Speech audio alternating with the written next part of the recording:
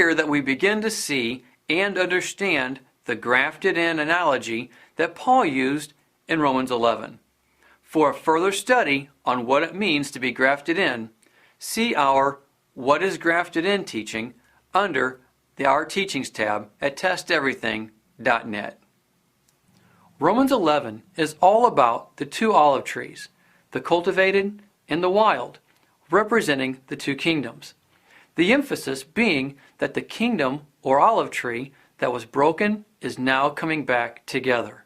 For it was said, Jeremiah 11, "The Lord called you a thriving olive tree, with fruit beautiful in form, but with the roar of a mighty storm he will set it on fire, and its branches will be broken." But now we see as spoken in Ezekiel 37, "The word of the Lord came to me, Son of man, take a stick of wood and write on it, belonging to Judah and the Israelites associated with him.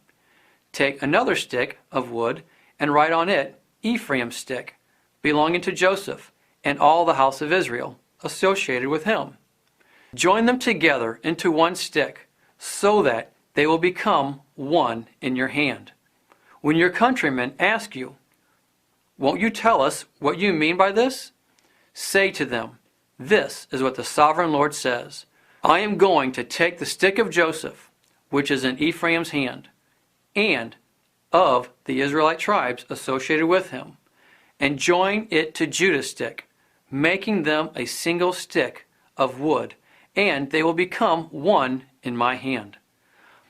Hold before their eyes the sticks you have written on, and say to them, This is what the sovereign Lord says.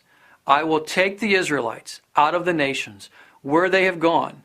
I will gather them from all around and bring them back into their own land. I will make them one nation in the land, on the mountains of Israel. There will be one king over all of them, and they will never again be two nations, or be divided into two kingdoms. They will no longer defile themselves with their idols and vile images, or with any of their offenses. For I will save them from all their sinful backsliding, and I will cleanse them. They will be my people, and I will be their God. My servant David will be king over them, and they will all have one shepherd.